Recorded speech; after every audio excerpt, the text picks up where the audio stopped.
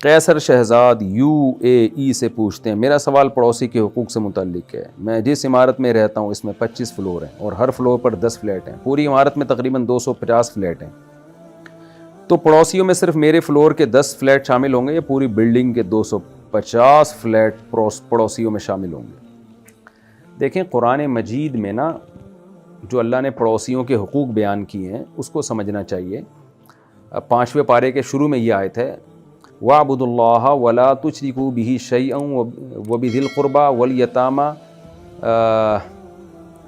وَالْجَارِ ذِي الْقُرْبَى وَالْجَارِ الْجُنُوبِ وَالصَّاحِبِ بِالْجَنبِ وَابْنِ السَّبِيلِ۔ اللہ نے جار کی بہت ساری، جار کہتے ہیں عربی میں پڑوسی کو، کہ اللہ کے حقوق بھی ادا کرو، وَبِالْوَالِدَيْنِ احسانًا، ماں باپ کے ساتھ بھی اچھا سلوک کرو۔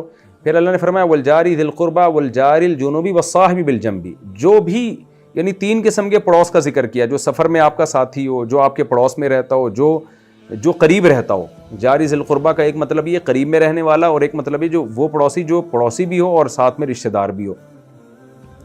والجار الجنوب کا مطلب جو بھی آپ کے پہلو میں ہے، یعنی آپ دفتر میں کام کرتے ہیں تو آپ کے ساتھ رہتا ہے، آپ کسی اسکول میں پڑھتے ہیں تو آپ کا کلاس فیلو ہے۔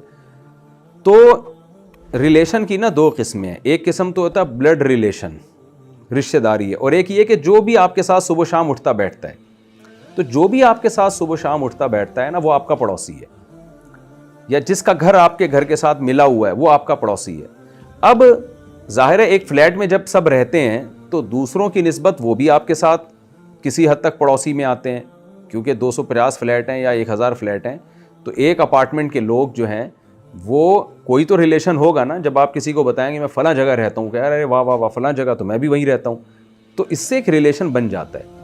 اب پڑوسی میں تو سب داخل ہیں، جو بھی آپ کے اپارٹمنٹ میں رہتا ہے، یہاں تک کہ جو آپ کے شہر میں رہتا ہے وہ بھی ایک لحاظ سے آپ کا پڑوسی ہے۔ لیکن جیسے رشتہ داری میں جتنا قریبی رشتہ ہوگا اس کا حق اتنا زیادہ ہوگا، تو ایسے ہی پڑوسی ہونے میں جو جتنا تگڑا پڑوسی ہوگا اس کا حق اتنا ہی زیادہ ہوگا۔ تو سب سے تگڑا پڑوسی وہ ہے جس کے گھر کی دیوار آپ کے دیوار کے ساتھ ملی ہوئی ہے، وہ ہے اصل پڑوسی۔ پھر جیسے جیسے دور ہوتا جائے گا اس کا حق کم ہوتا چلا جائے گا، لیکن اجنبی کی نسبت تھوڑا سا زیادہ ہوگا۔ تو اب جو بالکل آپ کے پڑوس میں رہتے ہیں، جن کی گھر کی دیواریں آپ کی دیواروں کے ساتھ ملی ہوئی ہیں، سب سے زیادہ ان کے حقوق ہیں، کیونکہ حق پڑوسی ہونے کی وجہ سے تو پڑوسی والا معنی جتنا پایا جائے گا اتنا زیادہ حق اس کا زیادہ ہوگا۔